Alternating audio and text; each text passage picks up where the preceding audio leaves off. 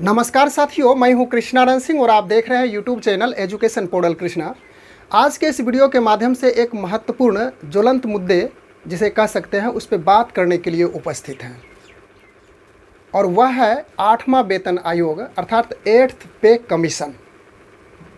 8वें वेतन आयोग को लेकर केंद्रीय कर्मचारियों के साथ साथ अन्य पेंशन भोगियों के लिए अच्छी खबर है। इससे रिलेटेड एक पत्र भी जारी हुई है, आप स्क्रीन पे उस पत्र को देख सकते हैं। इस पत्र में क्या महत्वपूर्ण बातें अंकित की गई है इसको हम लोग अंत में समझेंगे, लेकिन इस पत्र के पहले हम लोग कुछ बेसिक चीज़ों को समझने का प्रयास करते हैं। सारी चीज़ें समझ में आ जाएगी। मेरा एक छोटा सा प्रयास है, 8वां वेतन आयोग से रिलेटेड कुछ महत्वपूर्ण बातें हैं उसको समझाने का प्रयास कर रहा हूँ। अच्छी लगेगी तो निश्चित रूप से मनोबल को बढ़ाएंगे।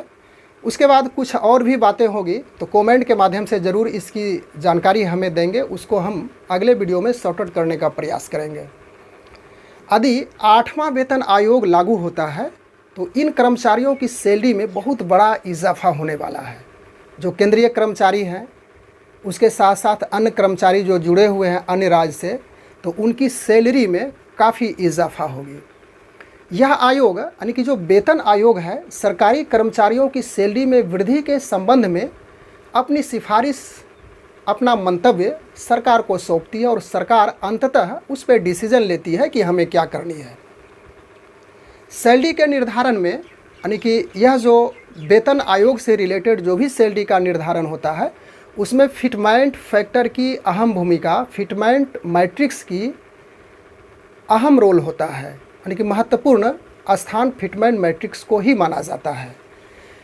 फिटमेंट मैट्रिक्स के आधार पर ही पुरानी बेसिक पे से रिवाइज्ड बेसिक पे की गणना होती है। यदि 7वें वेतन आयोग की बात करें तो 7वें वेतन आयोग की सिफारिश में फिटमेंट फैक्टर को 2.57 गुना रखा गया था, और यहाँ पे यदि 8वें वेतन आयोग से संबंधित बात करें तो इसमें फिटमेंट फैक्टर को बढ़ाकर यानी कि 2.57 से बढ़ाकर 3.68 गुना तक रखा जा सकता है, यानी कि ऐसी बातें चल रही है। इसको स्पष्ट करें हम लोग कि 7th पे में यानी कि 7वां वेतन आयोग में फिटमेंट फैक्टर 2.57 था और उसमें वेतन वृद्धि की बात की गई थी 14.29% और न्यूनतम वेतन यहाँ पे 18,000 रुपये निर्धारित किया गया था। अब यदि 8वें वेतन आयोग 8th पे कमीशन की बातें होगी और यह यदि इम्प्लीमेंट में आता है तो इसमें फिटमेंट फैक्टर 3.68 होने से जो न्यूनतम वेतन 18,000 रुपये थे वह बढ़कर के 26,000 रुपये हो जाएंगे।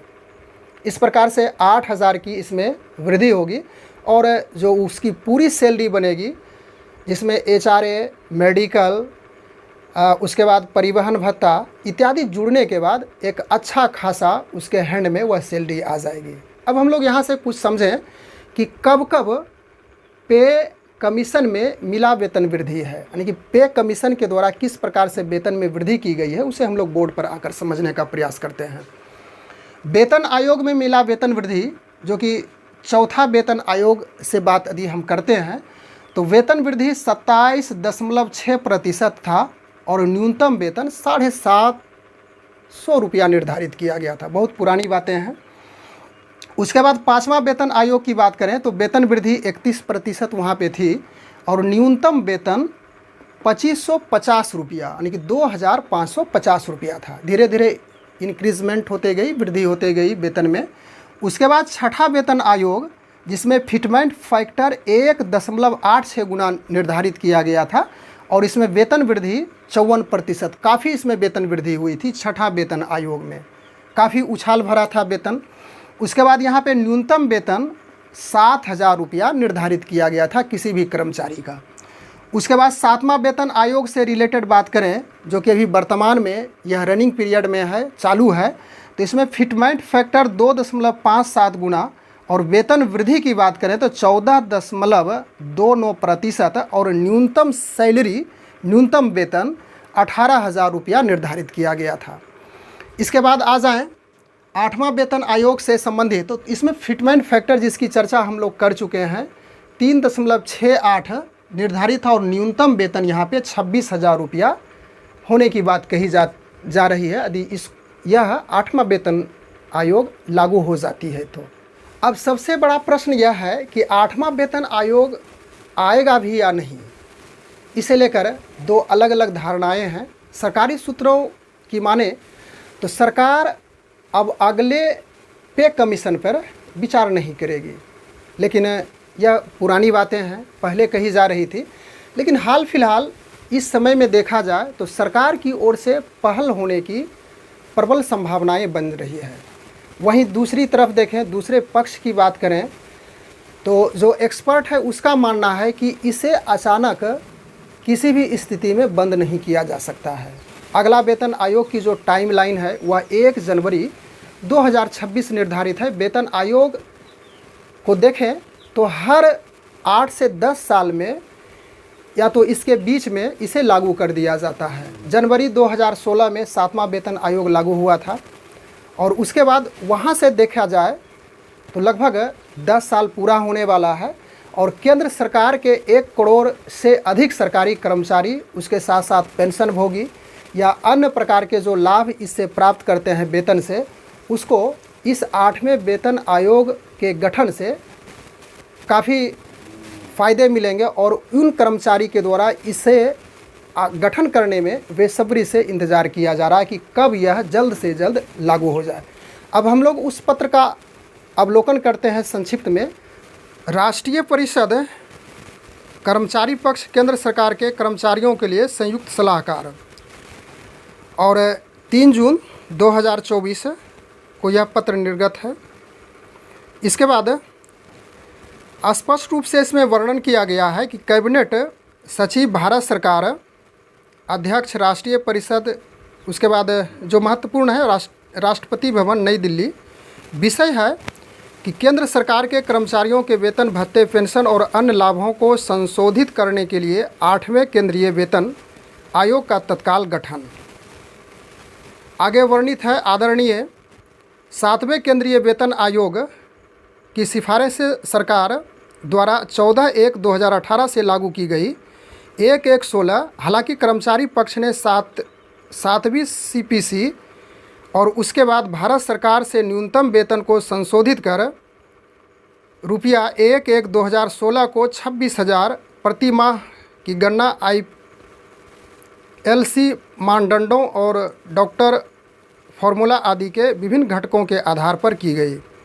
हमने 7वीं CPC से पहले यह भी प्रस्तुत किया है कि राष्ट्रीय परिषद के कर्मचारियों द्वारा पक्ष प्रस्तावित न्यूनतम वेतन अभी भी निचले स्तर पर है। दुर्भाग्य से हमारे सभी तर्कों को 7वीं CPC ने बिना किसी आधार के खारिज कर दिया और रुपये की सिफारिश की 18,000 न्यूनतम वेतन के रूप में दिनांक 1/7/2017 से 1/1/2016, जबकि स्टाफ पक्ष ने मांग की कि फिटमेंट फैक्टर 3.68% होना चाहिए। 7वीं CPC ने केवल 2.57% की सिफारिश की, जिस पर सरकार के स्टाफ के पक्ष से कोई बातचीत नहीं किए बिना सीधे सहमति व्यक्ति की, जो आमतौर पर होती है। इसके बाद आगे इसमें है कि 7वीं CPC के प्रतिकूल सिफारिशों और कर्मचारी पक्ष के साथ कोई विचार किए बिना सरकार द्वारा इसे स्वीकार करने से व्यथित होकर राष्ट्रीय परिषद के घटक संगठनों ने हड़ताल की। न्यूनतम वेतन और फिटमेंट फैक्टर को संशोधन की मांग पर सरकार को नोटिस। सरकार ने कर्मचारी पक्ष के साथ बातचीत के लिए श्री की अध्यक्षता में मंत्रियों की एक समिति गठित की। राजनाथ सिंह यानी कि समिति के ये जो सब अध्यक्ष थे। इसके बाद आगे यहाँ पे आप सावधानीपूर्वक इसको पढ़िए। सरकार खुद कहती है कि मुद्रास्फीति 4% से 7% के बीच है। औसतन या लगभग 5.5% होगी। कोविड के बाद मुद्रास्फीति प्री कोविड स्तर से अधिक है।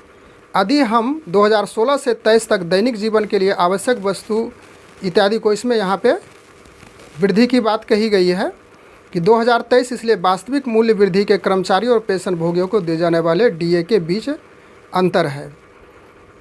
इसके बाद आगे इसमें है और भी वर्णित है, आप इसको सावधानी पूर्वक पढ़ सकते हैं। और हम लोग अंत में इस पत्र का अवलोकन करें। यहाँ पे स्पष्ट रूप से लिखा हुआ है कि उपरोक्त सभी पहलुओं और आज के जीवन की आवश्यकताओं को ध्यान में रखते हुए और योग्य और प्रतिभाशाली उम्मीदवारों की सरकारी सेवा समय में आकर्षित करने के लिए अब तुरंत 8वें केंद्रीय वेतन आयोग का गठन करने और केंद्र के वेतनमान भत्ते पेंशन और अन्य लाभों को संशोधित करने का समय आ गया है। सरकारी कर्मचारी आपसी विचार विमर्श और समझौते के माध्यम से, इसलिए कर्मचारी पक्ष की मांग है कि भारत सरकार तुरंत 8वें केंद्रीय वेतन आयोग का गठन करे। तो इस प्रकार से इस पत्र के माध्यम से हम लोग समझने का प्रयास किए कि कर्मचारियों के द्वारा यह सलाह मशवरा, यह सिफारिश की गई है सरकार को कि आप जल्द से जल्द 8वें वेतन आयोग को लागू करने की अनुमति प्रदान करें। बस आज के वीडियो में इतना ही। Thanks for watching. Good bye.